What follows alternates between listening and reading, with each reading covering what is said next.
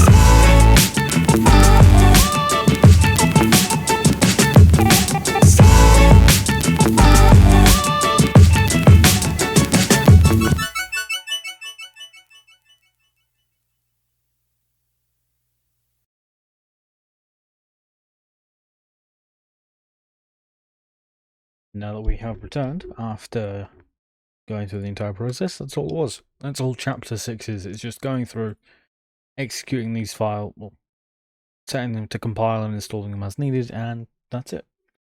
So I hope you liked the video. Well, I hope you liked the music. I don't expect this video to do well, but you never know. Anyway, if you liked the video, hit the like button. If you dislike the video, hit the dislike button. And whilst you're doing that, maybe consider tickling the subscribe button. Anyway, I have been Nick. You've been amazing, and I hope you have a good rest of your day. Goodbye.